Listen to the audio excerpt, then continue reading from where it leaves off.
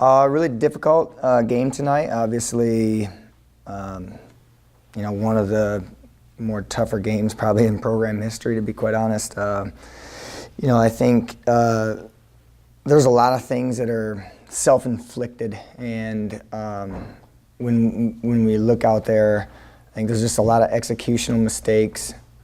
There are a lot of guys that just kind of, they slip up here and there, and before you know it, it becomes 51-7. And so, I think Wingate obviously came ready to play. We did not. I mean, they were certainly, well prepared tonight, and thought that they had answers for us offensively. Obviously, they had answers for us defensively, and a lot of credit goes to them. And our team needs to dramatically improve. And we've got a lot of young guys, a lot of guys that are trying to learn how to be college football players. We're trying to learn how to be a college football team right now. And it's just, obviously it's painful when you have to go through games like these with a score like this to be able to learn lessons. But, guys got to take practices more serious. They got to know that their Sunday through Friday preparation leads to how we're going to play and perform on Saturday. And I don't think that's a secret. And we just need to continue to strive to get better. We've got to coach them better. And our players have to receive our messages better, and just the entire program has to be better right now. And it's just unacceptable to, go through that, and before you know it, the score gets to be 51-7 when you make enough mistakes and do enough things that hurt yourself. So, with that, I'll take questions. Offensively, last week, you saw what was needed to happen. What happened? What changes did you see this week from your offense? I mean, they put up more yards on a tougher defense. Yeah, me and John, we talked about it at halftime even too. There were some bright spots, right? I mean, there were some things that did go well and some plays.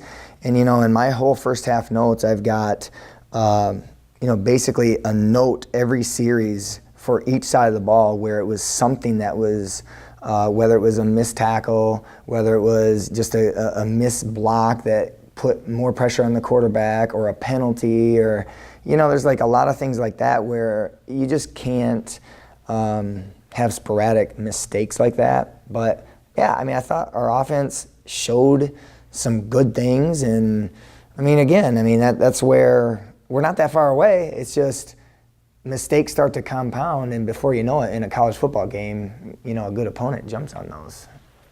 Along those lines, how do you think you guys free up the offense a little bit more to get better at getting into the red zone, get into the end zone, as that multiple opportunities to do so today? Yeah, I think it's a pretty simple deal. I think we've got to be able to block consistently. We've got to be able to not have penalties consistently. I think to answer, specifically one of your questions there, done now, we've got to be able to capitalize in the red zone. I felt like we got in the red zone, but we're not capitalizing, and that's obviously something that we've got to work on red zone offense-wise. And, guys got to be more determined to be able to want to punch the ball in. And obviously as coaches, we got to make sure the right plan is in place. But I think fundamentally, there's a lot of things that we're doing. There's some drops at some inopportune times. Just some adjustment in terms of kind of picking up people, and being able to see the defense that we've got to do better overall to be able to give ourselves those opportunities in the red zone. As a defensive coach with a team that really had high hopes on the defensive side of the ball, to see 51 points on the scoreboard after a game, what goes through your mind? And yeah, obviously not happy about that, and I think defensively we showed bright spots as well. And I think it was both sides that showed glimmers, right? And then before you know it, you're giving up big plays. There's missed tackles.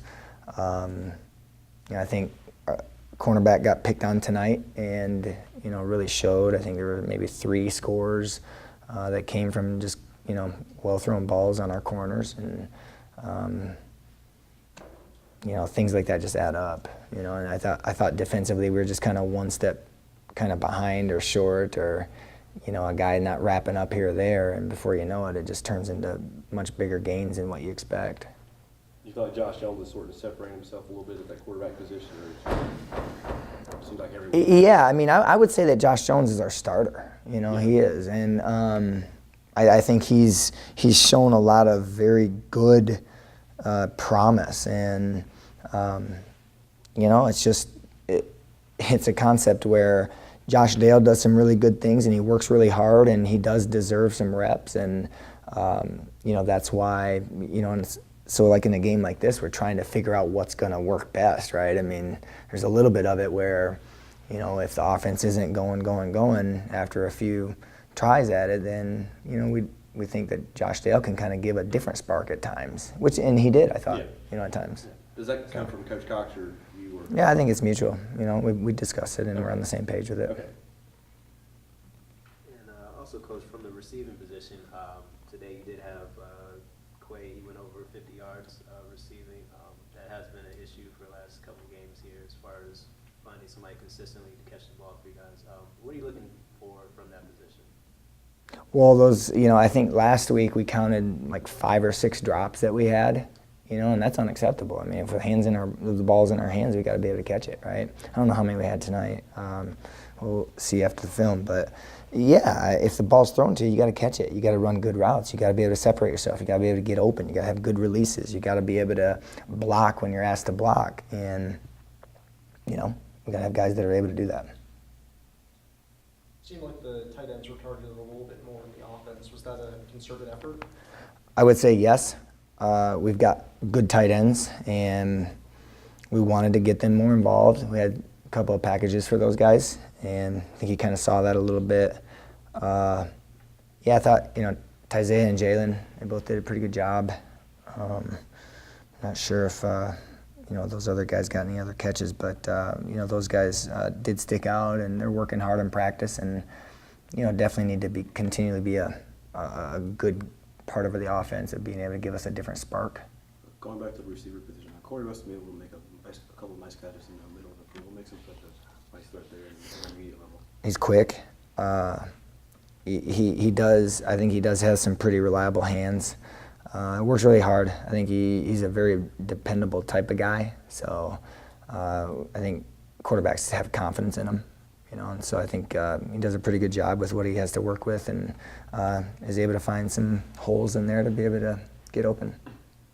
Discipline-wise, I know you weren't exactly happy last week with the penalties, and this week, 87 yards.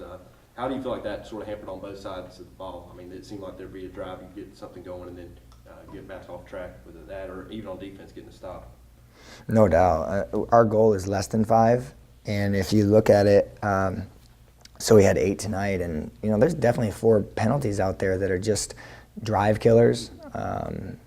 Gives the offense better field position if the defense commits the foul.